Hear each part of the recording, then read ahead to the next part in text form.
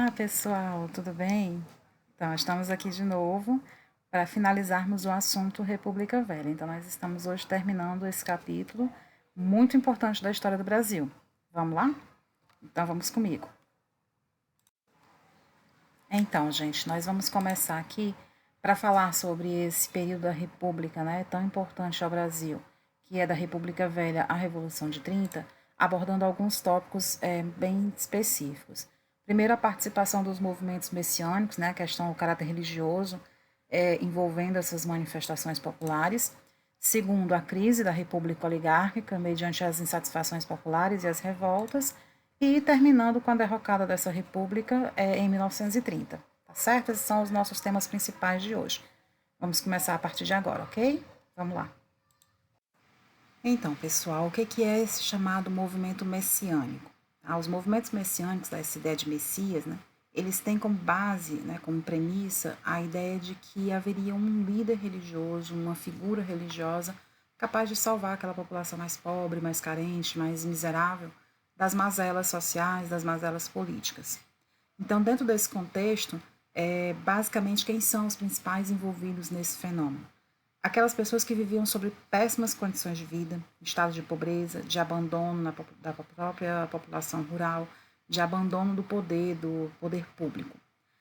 Na medida em que eles vão buscar sair dessa situação de miséria, as soluções encontradas por eles são basicamente a ideia de migrar para as cidades, né, a ideia dos retirantes, da ideia de sair do campo e buscar refúgio nas cidades. Como resultado, era óbvio, né, eles acabam numa situação de miséria extrema, porque eles deixam tudo que tinham nas suas antigas casas, né, na zona rural, e vão em busca de uma ideia de solução para essa dificuldade da vida dentro das cidades, onde eles chegam e não tem trabalho para todos, não tem moradia, então muitos acabam vivendo às margens da sociedade dentro da cidade. Tá? A segunda forma de resolver essa crise, né, essa condição de vida extremamente miserável, foi exatamente a ideia dos movimentos messiânicos, onde uma identidade de liderança surgia com a ideia de liderar esse povo, de liderar esses homens e mulheres mais humildes, para criar uma sociedade, uma comunidade igualitária, com ideias, né, religiosas, digamos assim, muito fortes, muito presentes. Então, esses líderes místicos se consideravam também porta-vozes de Deus, né? Seriam aqueles emissários de Deus para a sociedade. E aí nós temos três grandes movimentos messiânicos a discutir, né? Na Bahia, Canudos, Paraná e Santa Catarina, que são as regiões que vão trazer essa, digamos assim, essa maior disputa, né, de poder e a ideia do messianismo. Sobre Canudos na Bahia, a gente já tem algumas histórias que vocês já conhecem, alguns livros, alguns filmes, né, que inclusive Guerra de Canudos é uma sugestão de filme bem interessante para vocês entenderem essa figura. Até porque Canudos também está bem próximo da nossa realidade aqui no Ceará, né? Não acontece no Ceará, mas tem como figura, né, de líder um cearense, que é o Antônio Vicente Maciel, conhecido na história como Antônio Conselheiro. Onde ele acontece, né, onde se cria Canudos, no sertão da Bahia, numa região, uma antiga fazenda, na verdade, que estava abandonada às margens de um rio, né, do rio Vaza Barris. Quais eram os principais ideais pregados pelos membros de Canudos, né, por Conselheiro? O amor a Deus, a crítica à República, considerada para eles, né, considerada por eles, o anticristo e os seus inúmeros impostos. Eles não aceitavam essa criação de tantos impostos porque eles acreditavam, na verdade, de que tudo foi feito por Deus e que todos são iguais perante a Deus. Então, era uma crítica, né, que eles faziam à República. E, de certa forma, também apoiavam e defendiam o retorno à monarquia. Isso também acontece, tá, gente, com os demais movimentos, principalmente com o contestado. Em 1893 é fundado, como eu estava começando a falar para vocês, o Arraial de Belo Monte, na região de Canudos, que era a fazenda, né, que eu falei para vocês. E, basicamente, eles viviam de quê? Era uma comunidade bem simples, onde quem se juntava, né, eles praticavam a ideia da agricultura de subsistência, todos plantavam, todos colhiam, todos usavam os produtos da terra. Então, tudo era de todos, numa comunidade realmente bem unida, bem próspera. Por que eles incomodaram e a quem eles incomodaram? Eles incomodaram principalmente o governo do Estado, de característica republicana, óbvio. Por que eles incomodaram? Porque defendiam a monarquia, defendiam um governo contrário à república. Mas eles também levantaram aí uma bandeira contra a igreja. Não diretamente contra a igreja, mas na medida em que conselheiro, que não era um membro oficial da igreja, não era um padre, não era um monge, na medida em que ele se torna líder e que defende esses ideais que a igreja, né, que o catolicismo defendia, com outras características e apoiando uma outra realidade política, Canudo se torna uma ameaça também ao poder da igreja, ao poder dos padres, ao poder do clero católico aqui no Brasil. Então, acontece aí uma criação de uma comunidade que vai abrigar a população que foge das cidades, que foge do controle, né, dos fazendeiros, os coronéis, os seus capatazes, jagunços, e vão buscar abrigo, né, na comunidade de Canudos, que recebe qualquer um que estivesse, que aceitasse seguir as doutrinas de conselheiro, certo? E, obviamente, tudo eles faziam em prol de todos.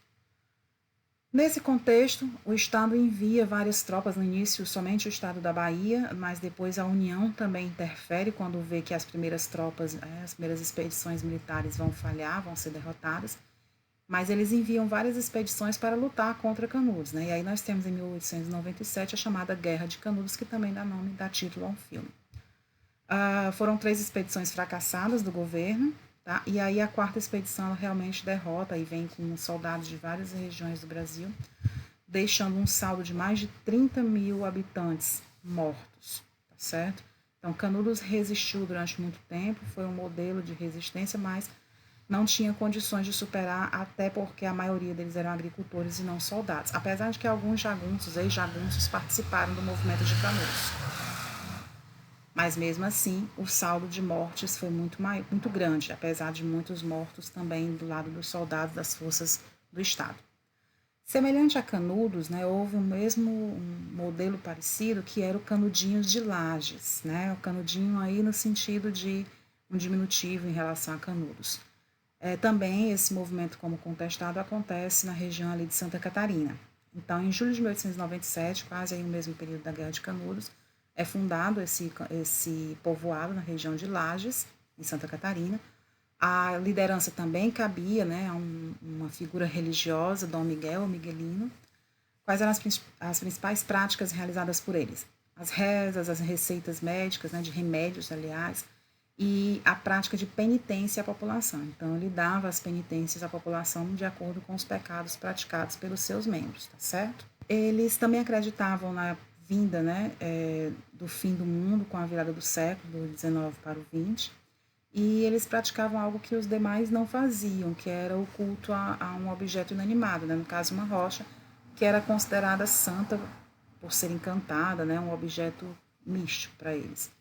Os seguidores deles eram principalmente pessoas doentes, pobres, os ex-combatentes da Revolução Federalista, que a gente viu ali no governo da República da Espada.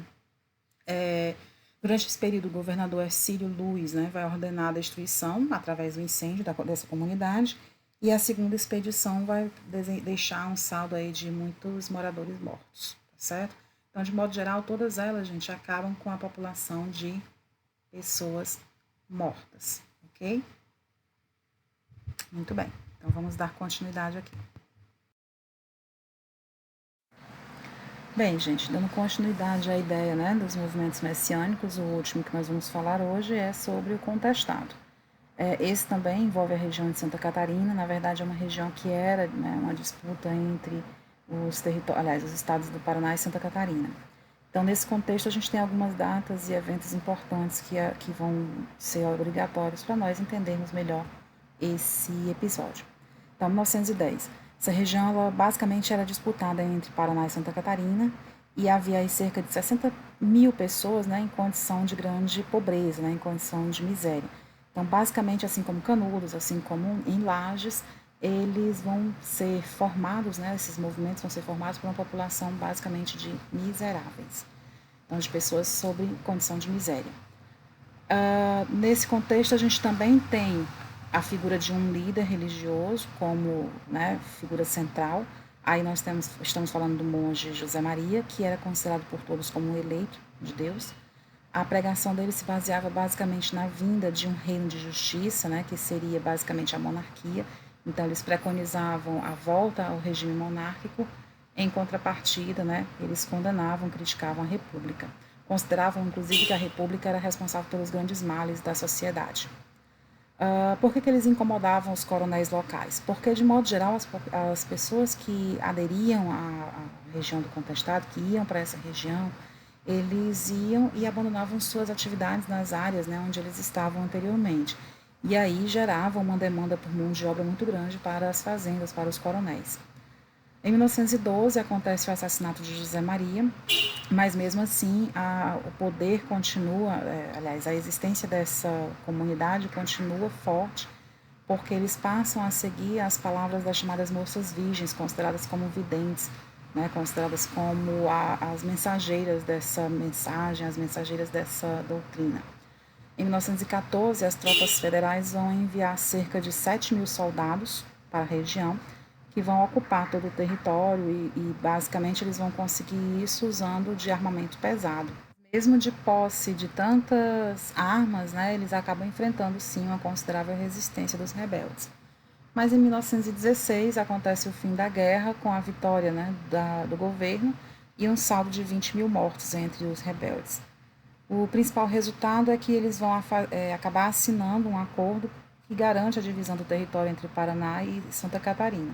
E essa região, gente, consideravelmente será berço de grandes sociedades, digamos assim, com a vinda de imigrantes, sobretudo da Itália e da Alemanha. Ok? Muito bem. A gente vai falar agora sobre o início da crise da República Oligárquica, né? O que vai gerar essa crise, e aí basicamente a gente está falando da insatisfação popular e das revoltas.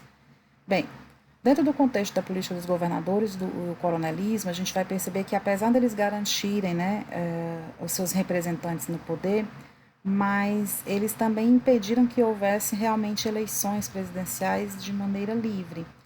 Por quê? Porque basicamente quem disputava as eleições eram candidatos que eram apoiados pelo presidente anterior. Então vamos pensar o seguinte: o presidente atual, ele foi eleito pelo estado de São Paulo e nas próximas eleições ele vai apoiar a candidatura de um político pelo estado de Minas Gerais. Então, nesse contexto, os coronéis vão obrigar os seus sertanejos a votarem no candidato que ele está apoiando, para que com isso, né, ele garanta verbas para a sua fazenda, construção de açudes, de estradas, obras públicas que vão garantir algum tipo de benefício para esse coronel. Ao mesmo tempo, esse coronel apoia o governador e o governador apoiado também na figura do presidente. Então, esse arranjo político, né, ele se estendeu até os anos 1930, dando vitória fácil, tá, aos candidatos apoiados por essa política do café com leite, por essa política dos governadores. Então, não haviam eleições, não havia disputa eleitoral realmente honesta. Tá? Havia fraude, havia corrupção, haviam votos que eram criados para uma população que era infinitamente menor ao resultado de votos que apareciam nas urnas. Em 1910, né, esse sistema de aliança já começava a mostrar algum tipo de enfraquecimento, porque os outros estados também questionavam por que não poderem participar dessa política, né? Porque mais especificamente Minas e São Paulo controlavam o cenário político brasileiro. Então aparecem aí algumas críticas a essa aliança. Vão surgir algumas manifestações sociais pelo país, exatamente questionando também o poder das oligarquias, e os grupos revoltosos formados basicamente por camadas populares, né, da sociedade média urbana, por trabalhadores, representantes das oligarquias desses estados que não apoiavam, né, São Paulo e Minas, também os militares, os jovens oficiais e tenentes do Exército Brasileiro que não aceitavam essa doutrina, porque obviamente, né, eles foram alijados do poder.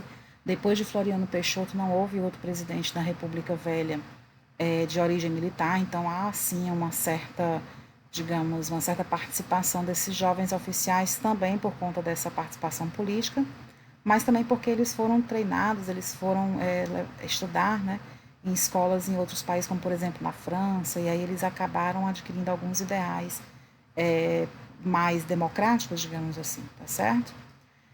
Dentro desse contexto de revoltas, a gente também tem duas ações que são bem direcionadas a essa crítica ao governo republicano. Uma delas é a revolta da Marinha, também vai ser conhecida como Revolta da Chibata. Por quê? Porque uma das principais causas dela foi a punição que os marinheiros recebiam com várias chibatadas por qualquer tipo de crime, entre aspas, né? Crime praticado por eles, no sentido de algum trabalho mal feito, alguma acusação de um superior, então eles eram castigados com chibatadas.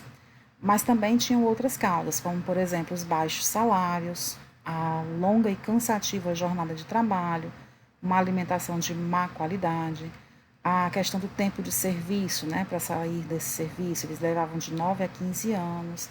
Então, assim, era um trabalho muito longo, muito cansativo.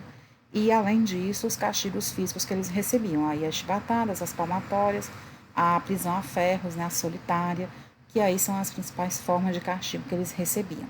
Em 1910, esses marinheiros rebelados, né, principalmente, gente, vale lembrar, muitos desses marinheiros eram ex-escravos, tá certo? Que por falta de oportunidade de trabalho, eles recorreram às forças armadas, no caso aqui a marinha, como forma de sobrevivência, tá certo? Então eles acabavam trabalhando como uma forma de garantir o pão de cada dia.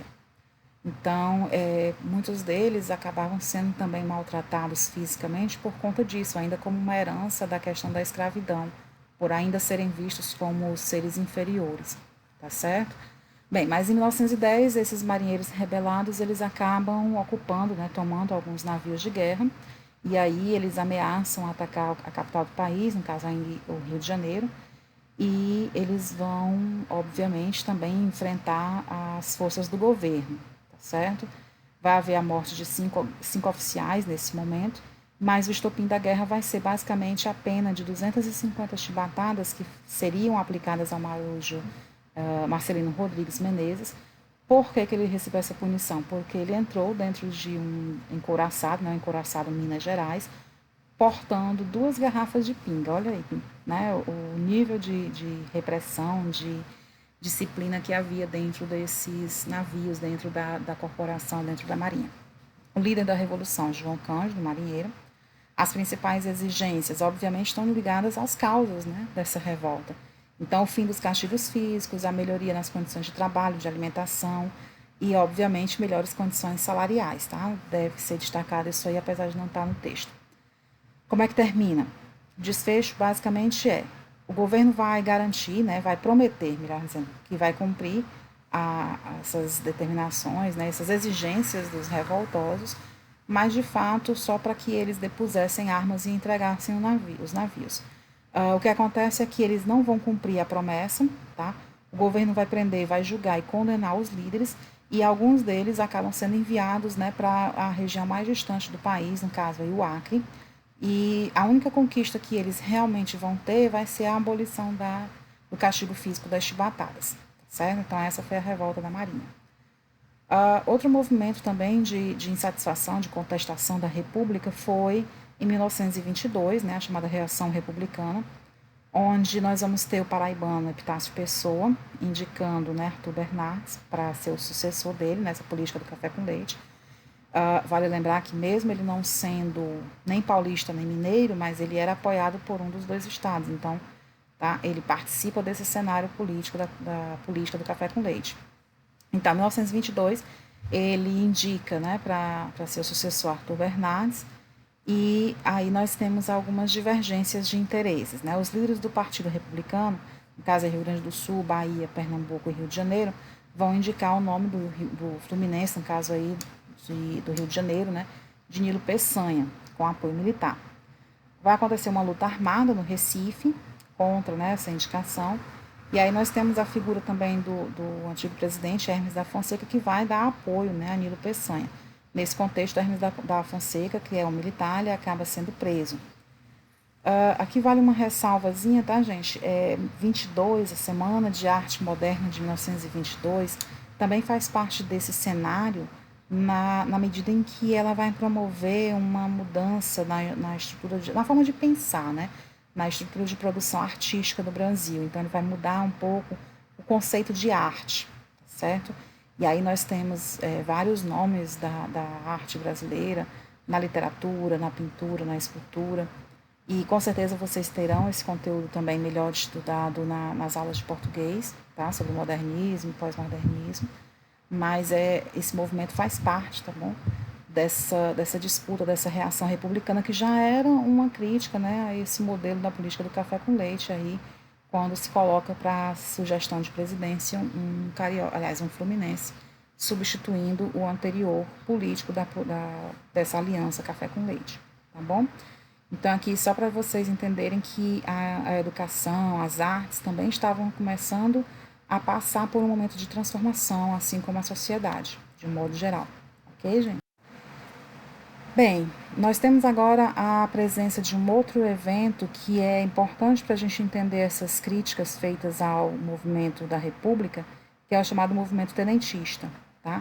E aí nós temos dois grandes, né, fenômenos desse movimento tenentista, desse movimento militar contrário à República, que é a ideia dos 18 do Forte, né, uma rebelião formada a partir do Forte de Copacabana, onde cerca de 302 jovens militares vão, após, né, o presidente Hermes da Fonseca ser preso por apoiar o Nilo Peçanha, vão às ruas, né, tentar tomar o Forte de Copacabana. Não conseguindo, eles acabam indo às ruas armados, e dentro dessa passeata que eles fazem, eles acabam conseguindo, as forças do governo, né, acabam conseguindo dispersar vários desses militares, desses jovens, restando apenas 17 deles, e aí no meio da praia de Copacabana, né, na avenida, eles acabam conseguindo a adesão de um civil, daí a ideia dos 18 do Forte, né, são 17 militares e um civil, que se unem numa passeata pela orla ali de Copacabana. Então foram feitas, né, nesse contexto, né, após o final dele, foram feitas 16 mortes e apenas um sobrevivente, que no caso foi um tenente. Isso aí é o início do movimento tenentista, tá bom? O que eles queriam, qual era o objetivo principal do movimento tenentista? De modo geral, a ideia de que apenas o exército, apenas os membros, né, do exército brasileiro seriam capazes de moralizar o país, de moralizar, de trazer ética, de trazer moral aos membros da política.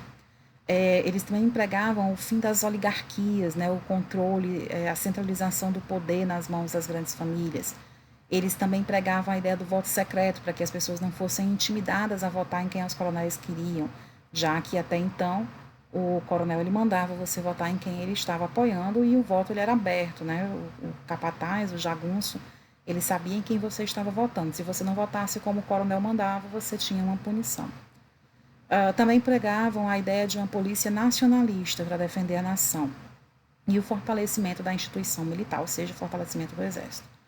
Em 1924, acontece uma nova rebelião, né? A primeira tinha sido os 18 do Forte, e aí em 1924 a gente tem uma nova rebelião com os tenentistas de São Paulo, liderados por Miguel Costa, onde acontecem vários tiroteios e bombardeios aéreos na cidade, mas após 23 dias eles acabam sendo dispersos, né, debelados, e fugindo para a região ali de Foz do Iguaçu, no Rio Grande do Sul. Nesse contexto, vai ter a união da coluna Miguel Costa com a coluna Prestes. E aí esses dois grupos tenentistas, eles vão se aliar e vão tentar fazer um percurso de norte a sul do Brasil para aderir, né, para conseguir a adesão de novos militares à ideia, né, tenentista. E aí, em 1925, nós temos essa união, né? Esses rebeldes paulistas vão se unir aos gaúchos, né? Esses que foram lá para Foz do Iguaçu, vão se unir aos gaúchos e vão marchar pelo interior do Brasil, combatendo as forças governistas e defendendo as ideias tenentistas. Em 27, sem conseguir muito apoio, sem conseguir auxílio, sem conseguir apoio dos outros estados do Brasil, sem armas suficientes e bem cansados, né, nessa longa viagem, eles acabam refugiando-se na Bolívia.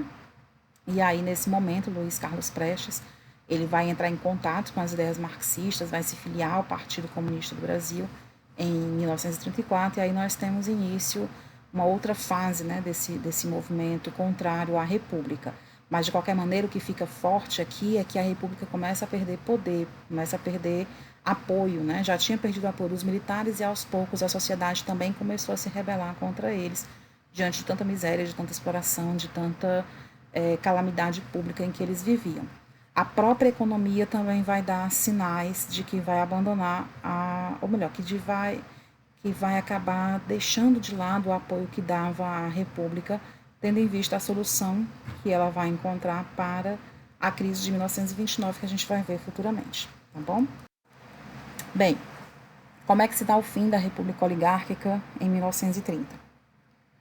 Gente, como eu estava falando agora, né? Nós temos aqui a crise econômica de 1929. O que foi essa crise de 29?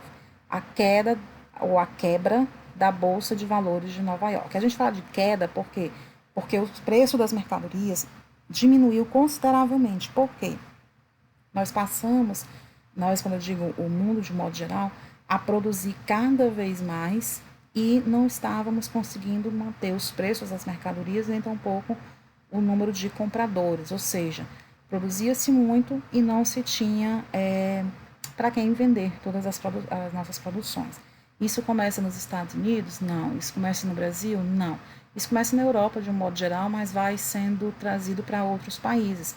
Isso também tem relação com a Primeira Guerra Mundial, tá? Que terminou em 1918, mas o Brasil ele sofre os efeitos da crise quando a crise aperta nos Estados Unidos com a Bolsa de Valores de lá. Então, nós vamos observar que várias fábricas vão falir, haverá muito desemprego, a queda do preço do café no Brasil, que era o principal produto que nós vendíamos para os Estados Unidos, vai ser o grande responsável por essa crise. Então, nós vamos ter aí a crise de 29 como sendo também uma crise no Brasil, na medida em que nós perdemos o nosso principal comprador de café, os Estados Unidos. Então, nesse contexto, vai haver uma ruptura também da política do café com leite, né, essa alternância entre São Paulo e Minas Gerais no poder. E aí, o que acontece? Em 29, nós tínhamos como presidente o Washington Luiz. O Washington Luiz ele foi candidato por São Paulo.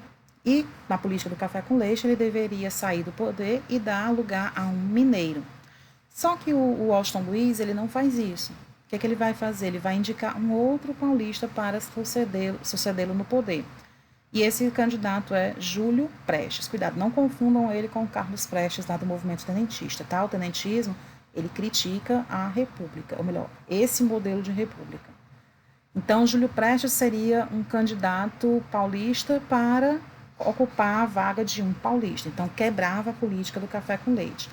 Nesse contexto, Minas Gerais vai se unir à chamada Aliança Liberal, ou seja, vai criar a Aliança Liberal, com a união juntamente a outros estados, né, da União, que seria aí a formação de um outro bloco político, tá certo? E aí eles vão lançar a candidatura de Getúlio Vargas. Getúlio que era do Rio Grande do Sul, tá certo? Era gaúcho. E aí Getúlio vai ser candidato à presidência para competir com o Júlio Prestes e vai ter como vice o João Pessoa, que era aqui da Paraíba, né, do Nordeste. Bem, nesse contexto, era óbvio que, apesar da ruptura da política do café com leite, ainda havia o chamado curral eleitoral. Então, o curral eleitoral era aquela areazinha fechada lá em que o coronel tinha o controle sobre as pessoas, né? Então, ele mandava você votar no candidato dele e você tinha que obedecer. Então, dentro desse contexto da política do café com leite, né, da política dos governadores e tudo mais, o coronelismo, era fácil entender quem iria vencer as eleições. Obviamente, aquele candidato que era apoiado pelo presidente que estava no poder, que tinha todos os recursos, né, do poder. No caso aqui, o candidato apoiado por Washington Luiz. Então, quem vence as eleições em março de 1930 é Júlio Prestes. Tá? Chegava uma quantidade de votos, né, vamos supor, 100 cédulas de votos para a Fazenda X. Quando esses votos eram devolvidos, ao invés de 100 votos, haveriam 200, 300. Então, obviamente, a gente sabe que essas práticas corruptas, elas aconteciam mesmo nessa época. E aí, insatisfeitos com o resultado dessa eleição, acontece uma revolução, a Revolução de 1930, na verdade, em 3 de outubro de 1930, onde o movimento insurrecional ele vai questionar a autoridade, né, dessas eleições. O estopim, né, o início dessa revolução, vai ser o assassinato de João Pessoa, na cidade do Recife, não por questão política, mas por questões pessoais, haveria aí questão de traição, enfim, mas de fato o Washington Luiz vai ser responsabilizado pela morte de João Pessoa, E vai ser o que faltava, né? Na verdade, era o que faltava para que a Revolução começasse. Então, em 24 de outubro, Washington Luiz foi deposto do poder e o poder passa para as mãos de uma junta provisória, né? Que iria governar enquanto uma nova eleição não fosse feita, enquanto o novo presidente não fosse eleito. E aí, em 3 de novembro, Getúlio Vargas assume a presidência do Brasil, dando fim aí à nossa chamada República Oligárquica. E também dando fim a essa nossa aula, tá certo? Gente, é um contexto muito grande, é um período de tempo relativamente pequeno, mas que vários eventos aconteceram e que marcaram esse período. Então é importante que vocês deem uma lida no material de vocês com mais calma, pesquisem na internet, busquem outras fontes, resolvam exercícios. Inclusive, nós estamos deixando um formulário para vocês estudarem melhor sobre esse assunto, tá bom? Fiquem todos bem e até a nossa próxima aula.